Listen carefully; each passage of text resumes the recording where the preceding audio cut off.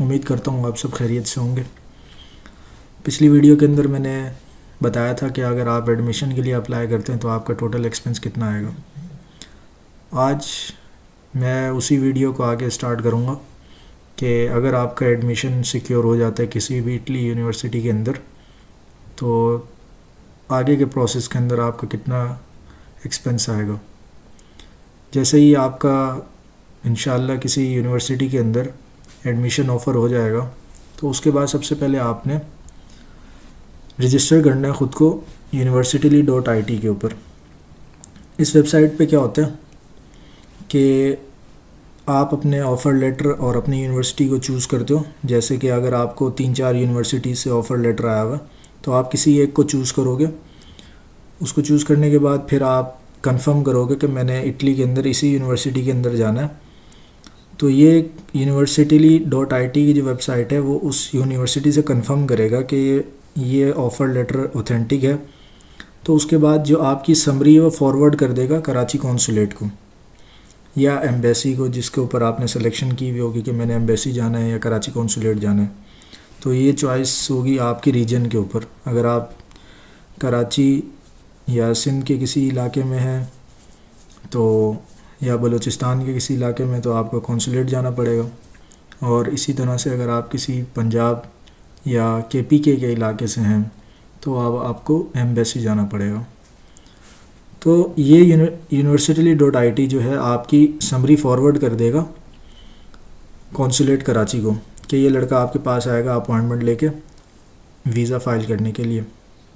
उसके बाद जो दूसरा आपका मेन टारगेट होगा सीमिया सर्टिफिकेट लेना। अब ये सीमिया मैंने पहले आपको बता चुका हूँ शायद कि ये एक डॉक्यूमेंट है जिससे आपकी डिग्री की वेरिफिकेशन होती है इटली के अंदर। कि अगर आप बैचलर के ऊपर आपका एडमिशन हुआ है तो ये सीमिया एक ऐसा इदारा है जो आपकी वेरिफिकेशन करता है, आपकी डिग्री की वेरिफिकेशन करता है और उसकी जो कंपेरेबिलिटी है, मतलब कि वो इटली के अंदर किस लेवल के ऊपर है, मतलब वो बैचलर के बराबर है भी या नहीं, ये डिपार्ट उस चीज़ को वेरीफाई करता है। तो ये सीमिया सर्टिफिकेट है, ये आपका होगा 300 यूरोज़ का। ये बड़ा ख़र्चा है यहाँ का। 300 यूरोज़ आपको अगर आप कराची कॉन्सुलेट के अंदर फ़ाइल करेंगे तो ये 300 यूरोज़ आपको पे करने होंगे। और यूनिवर्सिटी लीव वाली मैं बताना भूल गया, ये फ्री है, इसके ऊपर आपका ज़ीरो कॉस्ट आएगा।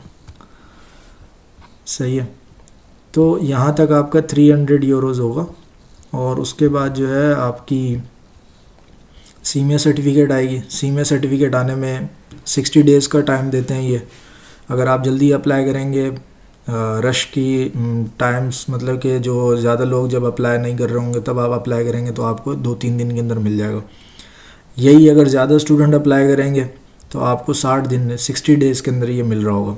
तो सीमिया सर्टिफिकेट जो है, बंदों के डॉक्यूमेंट्स रेडी होते हैं सारे, लेकिन सीमिया नहीं आया हुआ होता तो उनका वीज़ा अप्लाई नहीं हो पाता। तो मैं आपको सजेस्ट करूँगा कि आप जैसे ही आपका एडमिशन लेटर आया जाए और आप यूनिवर्सिटी वेबसाइट के ऊपर रजिस्टर हो जाएं तो फिर आप सीमिया सर्टिफिकेट जल्द से जल्द बनवा लीजिएगा, क्योंकि इसमें टाइम लग जाता है अगर स्टूडेंट्स का रश ज़्यादा बढ़ जाए। उसके बाद फिर आपने क्या करना है कि आपने अप्लाई करना है स्टडी वीज़ा के लिए। उनकी वेबसाइट ये दी हुई है, आपने वेबसाइट के ऊपर जाके अपने अकाउंट से रजिस्टर करना है। रजिस्टर करने के बाद इसकी एक फ़ीस होगी, वो होगी आपकी तकरीबन कोई 11,000 रुपये। 11,000 रुपये इसकी फ़ीस हो जाएगी आपकी। 11,000 रुपये इसकी आपकी फ़ीस हो जाएगी। उसके बाद फिर आपने क्या करना है, जब आपके पास ये डॉक्यूमेंट आ जाएंगे तो आपको एक अपॉइंटमेंट डेट मिलेगी। अपॉइंटमेंट डेट आपने उसी लिहाज से चूज़ करनी है कि जब आप कंफर्म हो, एश्योर हों कि आपको इस डेट के अंदर आपके तमाम डॉक्यूमेंट्स रेडी होंगे। अब यहाँ पे दो चीज़ें, एक सीमिया है, एक DOV है। तो सीमिया कराची कॉन्सुलेट के लिए लाजमी है, DOV एम्बेसी के अंदर होता है। DOV पे ख़र्चा कम आता है, सीमिया का 300 यूरोज़ है। फिर आते हैं हम डॉक्यूमेंट्स के ऊपर जो स्टडी वीज़ा के लिए रिक्वायर्ड है। Application form duly completed and sign, ये आपको ईमेल आएगी BLS की तरफ से। तो ये फॉर्म आपको BLS ख़ुद प्रोवाइड करेगा और ये फ्री ऑफ कॉस्ट होगा। पासपोर्ट साइज़ की फ़ोटोग्राफ होंगी विद वाइट बैकग्राउंड, ये आपको 200 रुपये में बन के मिल जाएंगी। Copy of valid computerised NIC card जो आपके पास पहले से ही होगा, मोटिवेशनल लेटर फॉर स्टडी, बहुत सारे टेम्पलेट्स पड़े हुए हैं, मैं भेज दूंगा अगर मुझसे आप कहेंगे, ये भी फ्री ऑफ कॉस्ट है, कुछ नहीं होता इसके अंदर। 5वां जो डॉक्यूमेंट है आपका वो है इंटरनेशनल इंश्योरेंस कवरिंग। अब ये इंश्योरेंस होती है, फ़्लाइट बुकिंग होती है और एकोमोडेशन इटली फॉर 45 डेज़। ये एक पूरा पैकेज मिलता है। ये एक बंदे से हमने करवाया था, हुसैन सिलत नाम था उसका, और भी मार्केट में बहुत सारे बंदे हैं। ये 7,500 रुपये रेट था इसका, 7,500 रुपये, 7,500 रुपये इसके हो गए। फिर प्री इनरोलमेंट का जो आपको लेटर मिलेगा वो यूनिवर्सिटी लीग से मिलेगा। यूनिवर्सिटी लीग की मैंने आपको बताया था कि वहाँ वेबसाइट पे जाके आप साइन अप करेंगे और अपनी यूनिवर्सिटी को चूज़ करेंगे, तो ये फ्री ऑफ कॉस्ट है, 0 रुपीज़ लगेंगे आपके इसके ऊपर। सीमिया पहले बता चुका हूँ, 300 यूरो का सबसे बड़ा ढज यही है भाई, ये 300 यूरो आपको पे करने पड़ेंगे।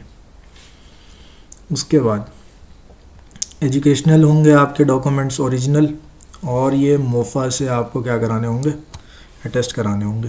पहले शायद मैंने आपको बताया था HEC के बाद आपके मोफा से अटेस्ट होंगे, 3000 पर डॉक्यूमेंट अटेस्ट होता है। आपके कराची से हैं तो आपके 6 डॉक्यूमेंट होंगे, इंटर, मैट्रिक और बैचलर के दो। इंटर की मार्कशीट और सर्टिफिकेट, मैट्रिक का मार्कशीट और सर्टिफिकेट, उसके बाद फिर बैचलर की ट्रांसक्रिप्ट और डिग्री, ये 6 डॉक्यूमेंट्स होंगे। तो आपके ऊपर इनका ख़र्चा आएगा 18,000 रुपये। सही है। अब आप फिर करेंगे receipt of any payment of registration of the tuition fees. अगर आपकी कोई यूनिवर्सिटी की कोई फ़ीस है तो वो आप पे करके उनकी कोई रिसीप्ट होगी वो आप इसके अंदर शो करा देंगे। अगर कुछ नहीं है तो कोई मसला नहीं है।